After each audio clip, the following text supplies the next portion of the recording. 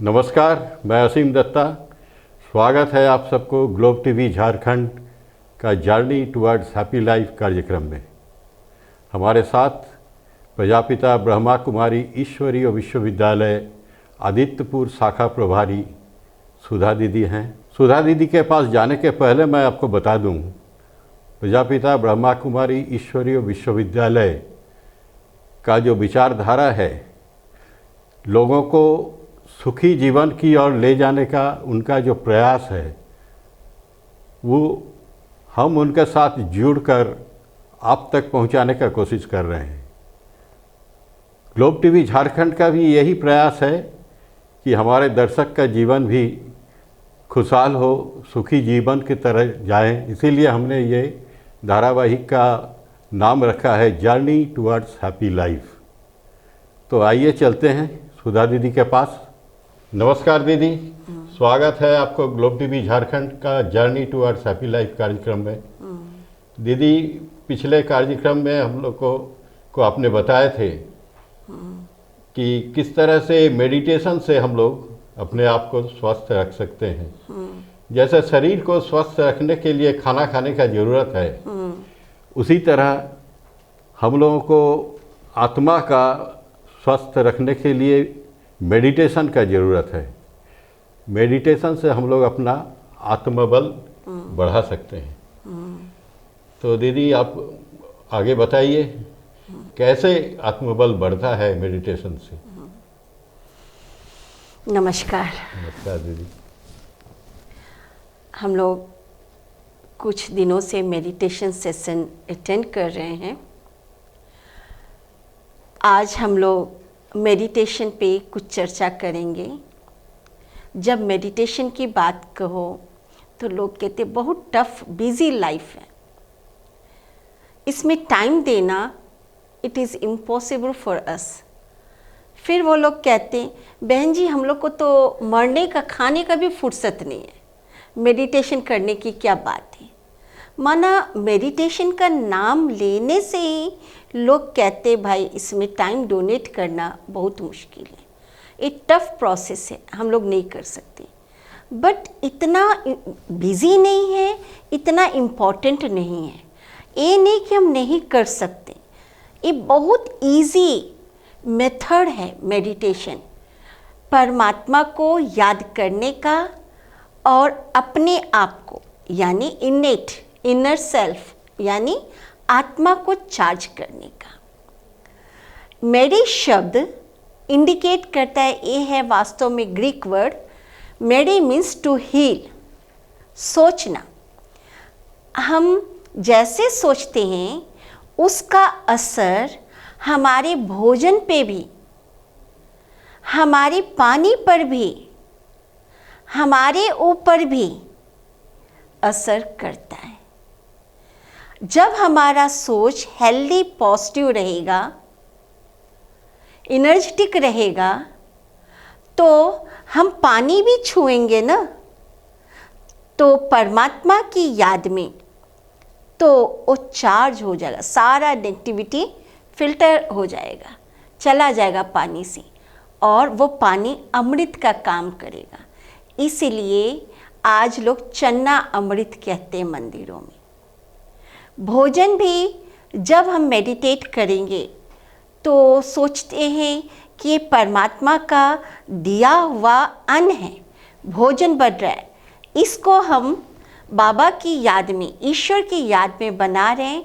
जो खाएगा, जहाँ दवा ने असर करेगा, वहाँ एक प्रसाद, एक मेडिसिन का काम करके उसकी सारी तन की, मन की सब बीमारी भगा देगा, और भगवान का प्रसाद से मन शक्तिशाली बनेगा। तो सोचिए, जब हम भगवान का याद करते हैं और उनकी याद में पानी लेते हैं तो अमृत कहलाता है, और भोजन बनाते हैं तो प्रसाद बन जाता है। ऐसे ही जब हम मनुष्यात्मा भी भगवान को याद करते हैं तो हम लोग भी दानव से देवत्व बन जाते हैं। अर्थात हमारे में जो नेगेटिव सोच है, हिटलर जैसे, अर्थात नेगेटिव सोच जिसको हम कहेंगे, नेगेटिव विचार वाले, दुख देने वाले, तंग करने वाले, परेशान करने वाले जो व्यक्ति होते हैं, वो सब नेगेटिविटी खत्म हो जाता है। हम देव स्वरूप में बन जाते हैं, अर्थात हमारे में नम्रता, दया, प्रेम, खुशी, शांति, आनंद, धैर्यता, स्वच्छता, मधुरता, सरलता, एकाग्रता, सफलता, ये सारी गुण, माना कहने का भाव हमारे जीवन में 36 दैवी गुण हैं, वो सब आत्मा में स्लोली आता है। तो मेडिटेशन है क्या चीज़? अच्छा सोचना। उसके लिए हमको न घर छोड़ना है, न ड्रेस आप लोग को वाइट पहनना पड़ेगा, किसी से भी दूर नहीं जाना है। ये इतना इजी मेथड है कि हम घर में, परिवार में रह के बहुत अच्छी तरह से इसको हम अपने प्रैक्टिकल लाइफ में मेडिटेशन का फॉर्मूला इम्प्लीमेंट कर सकते हैं। मेडिटेशन मीन्स ओनली याद। बोलिए, जब दो चीज़ों को जोड़ते हैं तो उसको हम कहते जोड़, मिलन। वैसे दो नदियाँ मिलती है तो हम कहते संगम। हमारा दिन ढल रहा है, रात्रि आ रही है, उसको हम संध्या कहते हैं। वैसे ही रात ढल रहा है, प्रभात आ रहे हैं, हम शुभ प्रभात, अमृत मुहूर्त कहते हैं, अमृत वेला। तो कहने का महत्व है कि मेडिटेशन इतना अच्छा चीज़ है कि याद करना, जैसे हम पढ़ाई याद करते, हम यहाँ बैठे लेकिन हम अपने पेरेंट्स जो फॉरेन में, उसको भी याद कर सकते मन से। तन से तो हम यहीं बैठे, मन से ही। जैसे एक स्टूडेंट को, अच्छा स्टूडेंट जब पढ़ाई करता है तो किताब तो रहता ही है उसके सामने, साथ साथ में जब वो पढ़ाई करता है स्कूल्स में तो भी बड़ी कंसंट्रेशन करके वो पढ़ाई करता है। उसी विधि से इवन दो सो जाता है, जब उसको नींद में से भी आप उठाएंगे तो देखेंगे वो बच्चा मन ही मन पढ़ाई को रिपीट करता रहता है। तो कहने का भाव कि मेडिटेशन भी सेम वही प्रोसेस है कि याद करना। कर्म हमको करना ही है, हम तो कर्मयोगी है, लेकिन कर्म करते हुए भी हमको याद करना है। इसलिए इस राजयोग का कई नाम है। जैसे इसको कहेंगे राजयोग, क्योंकि आज मनुष्य कर्म इंद्रियों का गुलाम हो गया। तो बेचारा राजा कहाँ से? जहाँ आँख, कान, मुंह में जो आया बोल दिया, और वही मन में हमारा कैमरा की तरह है मन, और वो फोटो, वो बातें हमारे कंप्यूटर में आ जाता है, ब्रेन में, हम वही पकड़ के रहते हैं। लेकिन अब हमको अच्छी बातें पकड़नी है। अच्छी बातें माना हम सब जानते हैं पॉजिटिव थॉट्स, महापुरुषों की जीवन कहानी। जब हम ये सब बातें को ग्रहण करेंगे तो ईजिली होगा हमको पॉजिटिव थॉट्स को अपने लाइफ में इम्प्लीमेंट करना। तो इसीलिए, और जैसे कि कोई बात हम किसी को बोलते हैं कि मेडिटेट कीजिए, तो बोलते बहन जी कहाँ, मन तो भागता है, नहीं लगता। और ख़ास करके जब हम बैठते हैं ना भगवान को याद करने, तो मन इधर उधर भटकता है। माला भी लेते हैं ना बहन जी, गुरु जी दिया है, वो माला भी हम जब चलाते हैं तो भी मन इधर उधर भागता है। तो मेडिटेशन क्या है? मेडिटेशन वो टेक्निक है कि जब हम भगवान को या कोई काम करते हैं जिसमें मन और बुद्धि कंसंट्रेट होता है, उसको हम एकाग्रता कहते हैं, कंसंट्रेशन कहते हैं, और उससे काम भी सक्सेसफुल होता है और पावरफुल होता है और इजी वे में हो जाता है, टेंशन भी नहीं होता है।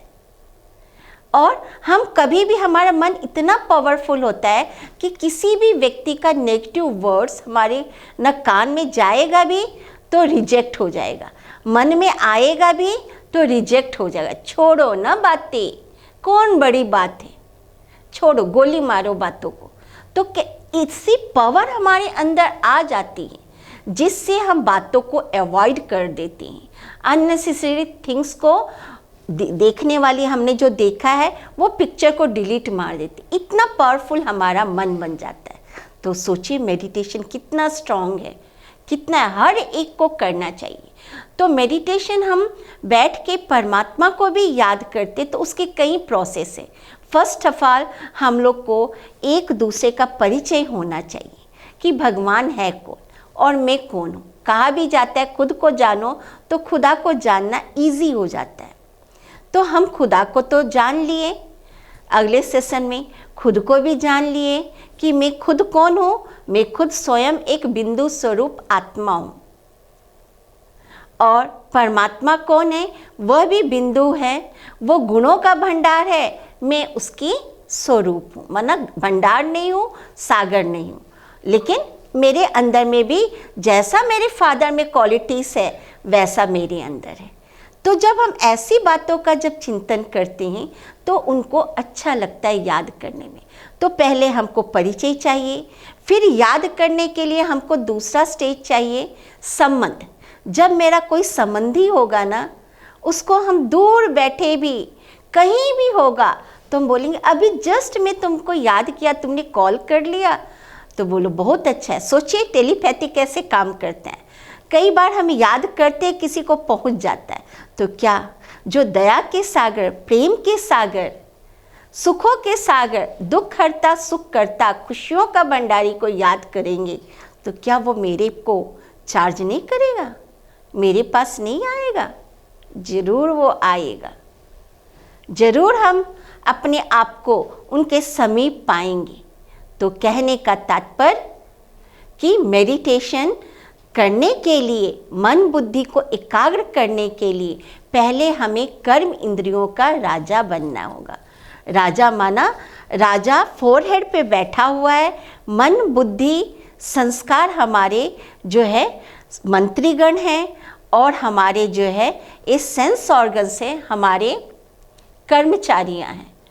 अर्थात इस सेंस ऑर्गन सबको हमको अपने ऑर्डर पे चलाना होगा। तो उसके लिए हमको क्या करना होगा?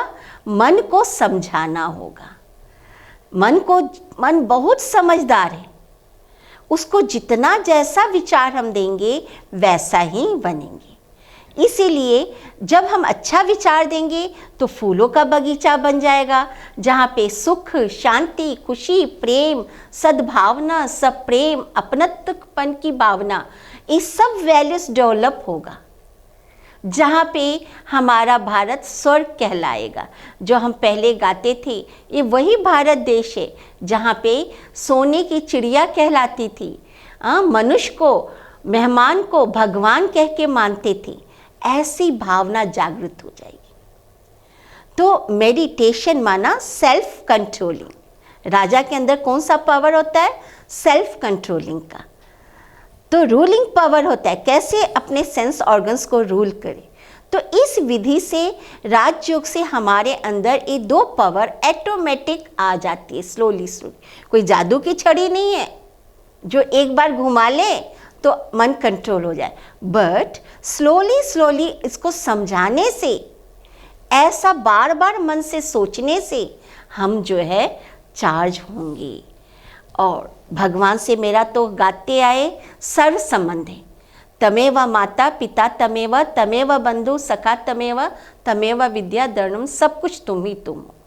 तो तुम ही तुम है माना, सोचिए हमारा भगवान से कितना क्लोज रिलेशन है। और हमारा पुराण इतिहास में वो सब गायन है, और हम उसको कभी आज तक याद नहीं किया होगा या किया भी होगा। जैसे आज हम उसी पर चलते हैं। हमारे पुराण में भी है कि भगवान को माँ के रूप में कोई याद किया, उसका भी नाम है इतिहास में। कौन है वो है भक्त प्रहलाद, जो कहते पिता जो उतने क्रूर नेचर के थे, जो कहते थे मुझे गॉड मानो, पर वो कहता था आप गॉड नहीं हो, मैं आपको गॉड नहीं मानूंगा। कितने अत्याचार सहन किए पिता के, कितनी मारे सही, कितना विष पिया, लेकिन आखिर देखिए प्लान कैसा था पप्पा का और उनकी बुआ का, कि मैं एक ऐसी चादर ओढ़ लूँगी चमकीली कि है ना हमको कोई मार नहीं सकेगा, लेकिन भक्त प्रहलाद का मौत हो जाएगा। लेकिन माँ ममता के आंचल ऐसी थी, तो भगवान को हम फर्स्ट ऑफ ऑल कहते तमेवा माता, कि वो चमकीली शॉल या ओढ़नी हट के होलिका से चली गई भक्त प्रहलाद के ऊपर। एक करामत किसका था? भगवान माँ का। और उस सेफ रह गया भक्त प्रहलाद और होलिका जल गई। कहते हैं ना, दूसरों के लिए जो बुरा सोचेगा उसका खुद का ही बुरा हो जाएगा। इसलिए सबके लिए भला सोचो, सबके लिए अच्छा सोचो। इवन दो तब तो हम अपने लिए भी अच्छा सोचेंगे। सोचिए तो कहाँ से कहाँ बात बदल जाती है। इसलिए हम प्रैक्टिकल लाइफ में भी देखें। आज हम लोग के यहाँ कोई शादी है, बहुत गेस्ट आए, कल सुबह आज शादी कंप्लीटेड हो गई। अब कल सुबह उसको पूरा अटेंड करके कल सुबह उसको 2 बजे रात का फ्लाइट पकड़ना है, तो बोलेंगे बड़ी मुश्किल है, जल्दी उठने की आदत नहीं।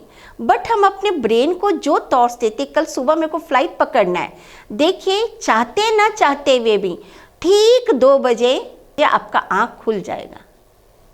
बताइए क्या है सोच का खेल। तो हमारा थॉट्स में इतनी पावर है कि हम वर्ल्ड को भी चेंज कर सकते हैं, अनेकों का इंस्पायरिंग पर्सन बन के।